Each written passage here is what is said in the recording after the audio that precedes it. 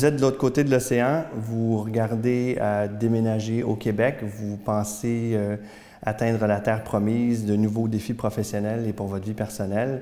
Cette capsule, elle est là pour vous. On va tenter de répondre le plus possible aux questions pour comment se préparer à venir au Québec, comment intégrer le marché du travail et comment faire lorsqu'on est arrivé ici.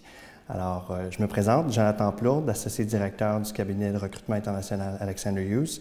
Je suis aussi ADMA, évidemment, un passionné du recrutement, passionné du mentorat et j'espère être en mesure de vous aider aujourd'hui avec cette capsule. Alors, cette capsule sera divisée en 3 étapes. La première, la préparation. Ensuite de ça, l'atterrissage, qu'est-ce qu'on fait quand on arrive ici. Et ensuite, évidemment, l'intégration et le marché du travail. Les limitations, évidemment, c'est une capsule d'une 15aine de minutes. On ne pourra pas tout couvrir, on pourra en faire pendant des heures. Rappelez-vous que chaque situation est unique. Et ce que je vais dire, c'est bien facile pour moi de le dire comme chasseur de tête. J'ai déjà mon emploi. Pour vous, c'est peut-être pas aussi facile. L'émotion, la famille, tout ce qui va venir avec ça. Vous devez traverser l'océan, c'est pas juste pour une vacance de 2 semaines. Avant l'arrivée, le plus important, c'est de bien planifier. Chers amis français, je vais faire une parenthèse juste pour vous. Vous avez peut-être des fois tendance à surplanifier. Je le sais, j'en connais beaucoup. Mes associés plein de mes amis ils ont débarqué ici. Rappelez-vous d'une chose, tout ne peut pas se contrôler, tout ne peut pas être planifié d'avance, tout n'arrive pas exactement comme on l'avait prévu. Une des premières étapes de la planification, c'est de vous faire une liste ou un tableau avec 3 colonnes. Ce que j'appelle ce que je veux faire, ce que je peux faire et ce que je ne veux pas ou ne peux pas faire. Ce que je veux faire, c'est ce que vous aimez vraiment, c'est ce qui vous passionne, c'est ce vers quoi vous voudriez évoluer, c'est ce que dans votre métier actuel vous passionne comme gestionnaire, comme dirigeant d'entreprise. Ça, c'est le plus important. Ensuite, ce que vous pouvez faire, bien, ça fait partie du « moi, je peux le faire, ça m'intéresse, c'est pas inintéressant, ça me donne pas des boutons la veille quand je sais que je vais le faire, mais en même temps, c'est pas le plus important pour vous, c'est pas ce qui vous passionne. » Et finalement, ce que vous ne voulez pas ou ce que vous ne pouvez pas faire. Évidemment, les capacités, c'est une chose. Il faut être honnête en arrivant ici, dans n'importe quel milieu, même si vous restez à la maison, évidemment. Mais bien important de vous rappeler des choses que vous ne voulez absolument pas faire parce que ça va faire partie de votre processus de sélection de votre emploi potentiel. Ça va faire partie aussi des différences culturelles à apprendre entre ce que vous avez dans votre pays d'origine et le fait d'arriver ici sur le marché québécois. 2 petits conseils au niveau budgétaire. Ça fait évidemment partie de l'équation. Le premier, planifiez-vous un peu comme je l'ai dit en rénovation, un budget de 30% de plus. Peut-être pas jouer sur le pourcentage exact, mais assurez-vous d'avoir toujours un petit peu plus de sous dans votre coussin que vous êtes mis pour intégrer le marché québécois, pour 2 raisons. Il est fort possible que ça prenne plus longtemps que ce que vous aviez prévu. Dans un marché optimiste, tout va bien, on se dit « oui, c'est super, je vais trouver un emploi dans les 3-4 mois où je vais arriver, un emploi qui va être rémunéré à peu près au même niveau ou comparable à ce que vous avez dans votre pays d'origine parce qu'on va reconnaître mes expertises et mon expérience. » Dans la réalité, ce n'est pas toujours le cas. Il peut y avoir des expériences où j'ai plusieurs copains à qui j'ai eu la chance de discuter en préparant cette capsule qui m'ont dit « on arrive sur un marché, on n'est pas toujours reconnu à notre juste valeur, les gens vont dire « oui, c'est votre première expérience au Québec », ils vont tenter de vous négocier à la baisse ou vous offrir un poste d'un niveau inférieur, ce qui fait que oui, vous allez avoir trouvé l'emploi, oui, vous allez avoir sécurisé un revenu, mais il ne sera pas tout à fait au même niveau que ce que vous aviez l'habitude d'avoir dans votre ancienne vie.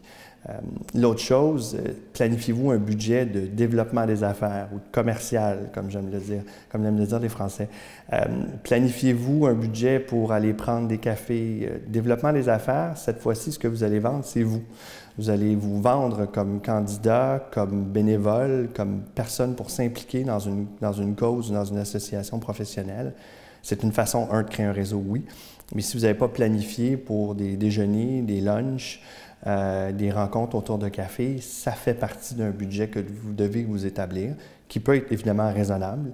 L'idée n'est pas de trop à mettre, mais il faut comprendre que ça fera partie de l'équation. Partie de la préparation, c'est d'établir son réseau à distance. Comment on établit son réseau au Québec?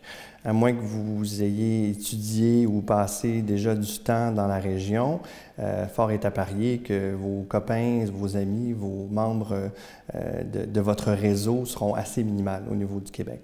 Alors, commencez par établir certains liens, certains ponts avec des associations, avec des groupes de gestion, avec peut-être même, sans utiliser vos ressources internes de votre entreprise actuelle, mais peut-être voir s'il peut y avoir des bureaux ou des gens ou des employés ou des ex-employés de la société pour laquelle vous travaillez qui sont maintenant établis au Québec. Commencez par établir cet aspect-là. Commencez aussi beaucoup à rechercher sur le Québec. Malgré que la langue de base du français sera la même et que l'accent va varier un petit peu selon votre pays d'origine, évidemment, la culture de travail et même la culture de vie ne sont pas les mêmes. Un aspect qui est très important au Québec, les gens généralement aiment créer des liens avec les gens avec qui ils vont travailler, avoir un certain lien d'amitié, une proximité, ce qui est peut-être un peu moins fréquent dans les pays où vous travaillez actuellement. Donc, il faut prendre en considération aussi de la culture. Je ne suis pas en train de vous suggérer nécessairement d'écouter Elvis Gratton pour aller rechercher sur Internet si vous ne savez pas c'est quoi, mais en même temps, de comprendre la culture québécoise, c'est aussi ça, s'intégrer, d'être capable d'établir un lien. On va parler plus tard un petit peu de l'entrevue, mais d'être capable d'établir un lien avec les gens, d'être capable d'établir une discussion intéressante au-delà de vos compétences et vos capacités professionnelles. La culture de travail. La culture de travail va être bien différente selon votre pays d'origine. Encore une fois, certaines cultures de travail sont beaucoup plus hiérarchiques, beaucoup plus procédurales, beaucoup plus bureaucratiques. Ça ne fait pas exception ici des fois, mais de plus en plus, les barrières, les organigrammes des entreprises deviennent de plus en plus plates. Ce que ça veut dire, c'est que la méthode typique de gestion, par exemple, hiérarchique, de façon je suis ton patron, tu me dois respect, tu dois faire ce que je te dis, sans mettre ça d'un point de vue militaire, bien, c'est très important de comprendre que ça ne fonctionne pas toujours comme ça ici. D'en être conscient, c'est la première étape pour réussir à prendre un rôle de gestion ici dans le marché québécois, ne serait-ce que dans le processus d'entrevue, d'être en mesure de discuter avec notre futur employeur, avec des gens, des professionnels dans le marché, et d'être en mesure de développer sa crédibilité par rapport à la compréhension de tout ça. Une autre chose qui est importante en préparation, c'est de faire de la formation. Certaines formations peuvent se faire à distance, au niveau de la culture de travail, au niveau des entreprises, au niveau des styles de gestion.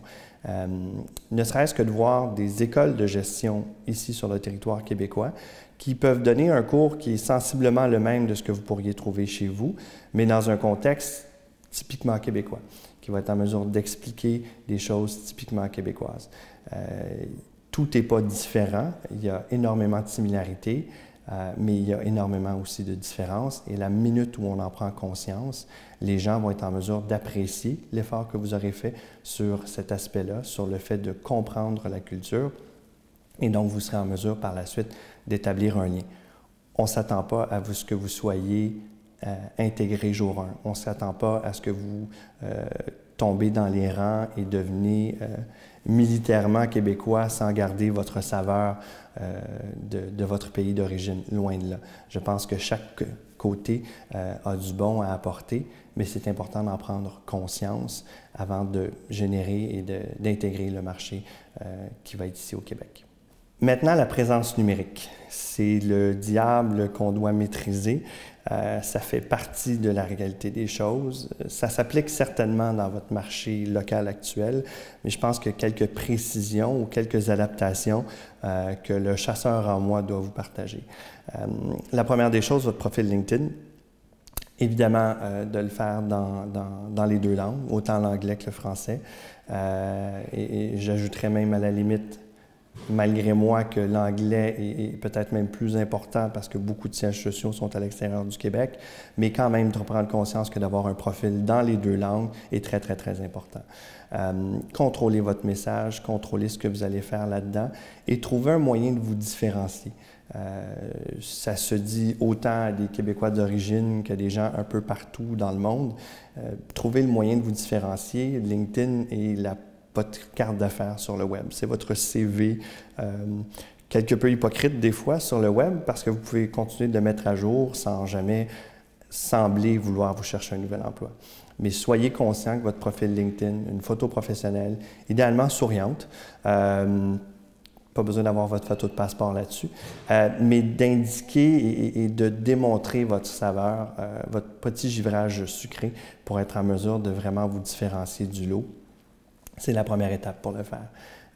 L'autre grand diable des médias sociaux et du numérique, c'est évidemment Facebook. Au niveau de Facebook, il faut comprendre aussi que bien que les gens font la distinction LinkedIn professionnel, Facebook personnel, la grande majorité des clients avec qui je collabore vont faire une recherche sur Facebook, vont faire une recherche même sur Google pour valider ou vérifier certaines choses au profil de votre profil sur le web. Des fois, ça peut vous discriminer positivement, des fois, malheureusement, négativement. Soyez conscient de ça. Mettez une photo qui est relativement professionnelle sur votre profil Facebook. Bloquez votre profil Facebook des gens de l'externe pour que seulement vos amis puissent avoir accès à voir le reste de votre profil. Dites-vous que ce qui est sur Internet, bien que ce soit votre vie privée, c'est public. Et donc, les gens vont avoir l'occasion ou le réflexe d'aller valider pour évidemment s'assurer de bien gérer leur marque, parce qu'une fois que vous travaillez pour eux, vous êtes aussi un ambassadeur de la marque de cet employeur-là, et donc ils veulent s'assurer de bien gérer ça. Donc, ce n'est pas de devenir paranoïaque, mais assurez-vous de garder une distance de votre vie privée avec votre vie publique sur le web. Évidemment, il y a le profil sur le web, mais il y a aussi le bon vieux CV. Le sujet plus en détail sera couvert dans une prochaine chronique, donc je ne veux absolument pas rentrer dans tous les détails de ça. Mais soyez juste conscient que peu importe votre pays d'origine, il y aura des différences culturelles au niveau de votre CV versus votre CV québécois. Le CV papier, oui, le profil sur le web, le profil numérique et LinkedIn est important, mais il faut aussi être conscient de la différence entre votre CV localement et le CV ici au Québec. Par exemple, la date de naissance, le statut matrimonial, le nombre d'enfants et leur âge sont tous des choses qui ne sont pas indiquées sur des CV ici. Même chose pour la photo, bien que ce soit hypocrite, parce qu'elle est sur LinkedIn, elle est sur Facebook, et les gens vont évidemment aller la vérifier, c'est certain. Mais soyez conscient qu'il y a certaines différences. Vous pouvez également être un peu plus créatif au niveau de la mise en page, ce qui est typique pour la France ou d'autres pays de la francophonie ou ailleurs, d'avoir des styles un peu plus classiques. Ici, vous pouvez être un peu plus créatif, justement, peut-être justement pour démontrer votre givrage sucré, comme je le disais tantôt. Première chose, quand vous allez atterrir maintenant dans la merveilleuse province de Québec, prenez le temps de vous installer. Que ce soit à Montréal ou ailleurs, c'est important de se sentir bien, de se sentir chez soi. Trop souvent, les gens débarquent ici, jour 2, sont en entrevue. Je ne dis pas que si ça se présente de dire non, évidemment, mais soyez conscient que ça prend le temps de s'installer. Surtout si vous arrivez avec la femme, le mari, les enfants, la famille, il y a un contexte très émotif, il y a un contexte bien important. Un coup que vos enfants, votre famille sera bien établie, pas besoin d'attendre 6 mois non plus, évidemment, mais un coup vous allez comprendre que tout le monde est heureux, bien installé un minimum, et que ce n'est pas complètement le chaos, vous serez beaucoup plus dans un mindset, passez-moi l'expression, d'aller faire des entrevues, d'aller rencontrer des gens puis de parler de vous. Ça, c'est peut-être le premier conseil que je peux vous donner. Le deuxième, c'est impliquez-vous partout. Vous pourrez faire le choix par la suite, mais un peu comme être en début de carrière, on se lance un peu partout, on se présente dans différentes associations professionnelles, sans but lucratif, des fois des secteurs complètement autres, peut-être même aller dans une de vos passions qui n'a aucun lien avec votre travail. Vous êtes un passionné de BD, de skydiving ou de peu importe, impliquez-vous dans des organisations, dans des associations comme ça et faites-vous connaître comme humain avant de vous faire connaître comme professionnel.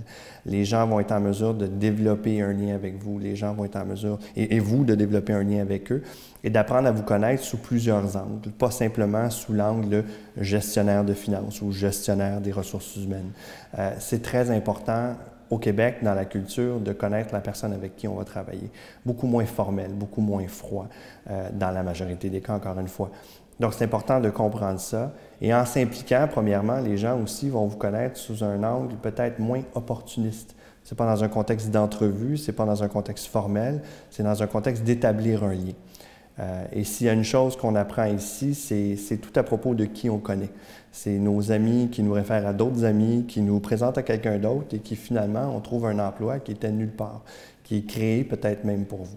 Donc ça, c'est une des façons définitivement que vous allez pouvoir trouver, qui peut prendre des fois un peu plus de temps à première vue, mais qui va définitivement donner des meilleurs résultats.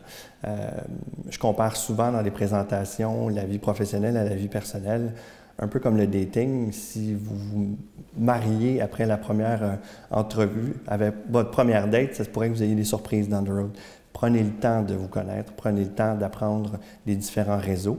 Puis au fil des mois, au fil des années, vous vous retrouverez à peut-être filtrer certains, en laisser tomber certains parce que c'est moins aligné avec vos intérêts et vous impliquer dans d'autres. Ça, c'est définitivement une façon de bien vous intégrer au Québec, de ne pas tomber dans non plus le piège des ghettos, que ce soit au niveau résidentiel ou au niveau de vos cercles d'amis, et de mieux vous intégrer, donc autant professionnellement que personnellement. Rappelez-vous de bien vous intégrer, de bien réseauter pour ne pas justement vous retrouver isolé. Pour que le processus se déroule bien, il est important de se sentir rapidement à votre aise et malheureusement, trop souvent, on tombe dans le piège de l'isolement et ça peut avoir des conséquences assez fâcheuses à terme.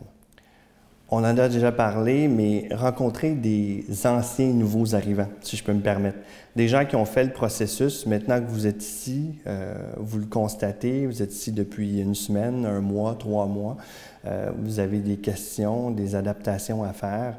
Oui, des gens comme moi, des chasseurs de tête peuvent vous aider, mais beaucoup de gens qui ont passé à travers le même processus il y a quelques années, qui ont passé à travers les mêmes étapes, qui ont passé à travers les mêmes difficultés, les mêmes défis, peuvent vous éclairer, peuvent vous aider.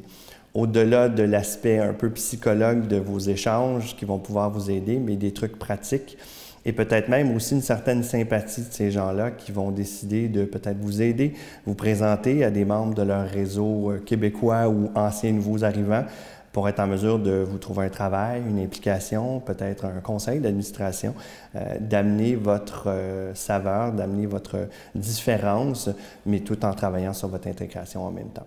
Maintenant, vous êtes rendu à l'étape de votre première entrevue québécoise. Dans votre préparation pour l'entrevue, c'est important de savoir qui vous allez rencontrer. Préparez ça. Au-delà de savoir l'entreprise, l'industrie, la situation financière, sa structure, rappelez-vous, un peu comme on dit au poker, play the man. Jouez la personne que vous allez rencontrer ou les personnes que vous allez rencontrer. Allez voir leur profil LinkedIn, allez voir peut-être même leur profil Facebook, voir s'ils ont suivi mes conseils que je vous ai donnés précédemment. Mais allez visiter ces gens-là, allez comprendre d'où ils viennent, comprendre leur profil. Est-ce que c'est des gens que ça fait 20 ans qui travaillent dans la boîte ou simplement que ça fait 6 mois? Peut-être même que c'est quelqu'un qui est arrivé du même pays que vous. Ce serait quand même un bel hasard. Mais rappelez-vous que si vous êtes en mesure de créer un lien avec la ou les personnes qui vont vous interviewer, votre chance de poursuivre le processus sont beaucoup plus grandes que simplement pour vos compétences ou vos beaux yeux. Peut-être faire des recherches aussi. L'outil LinkedIn, on en parle beaucoup, mais c'est un outil assez fabuleux pour voir qui travaille dans l'organisation. À peu près tout le monde y est, et il faut prendre le « à peu près » bien évidemment. Mais allez voir s'il y a peut-être d'autres nouveaux arrivants ou des anciens nouveaux arrivants, justement, dans la même organisation.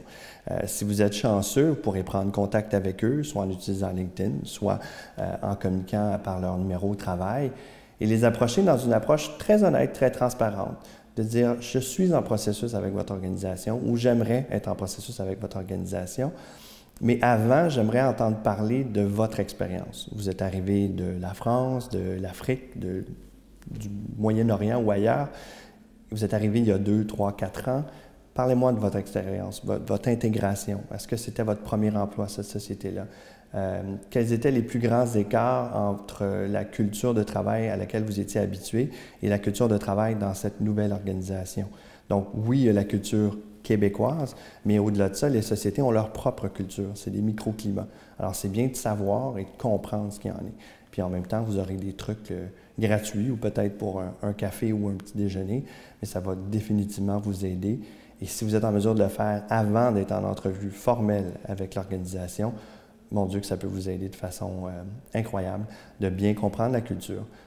Pas nécessaire de tout communiquer, c'est correct de garder 1 ou 2 as dans sa manche, mais bien important dans votre démarche d'être transparent. Et les gens sont toujours prêts à aider.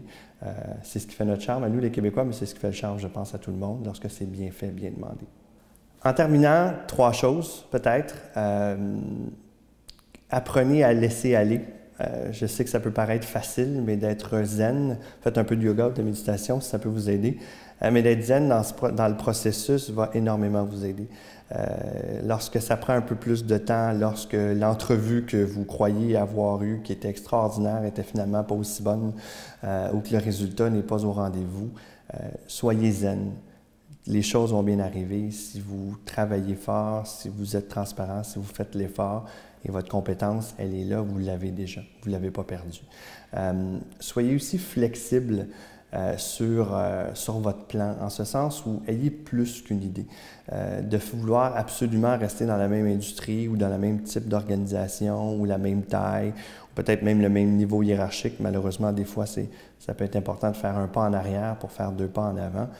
Rappelez-vous d'avoir une ouverture un peu plus grande que simplement dire il y a 10 entreprises dans lesquelles je vais travailler et puis ça s'arrête là. De toute façon, ça prend une première expérience également.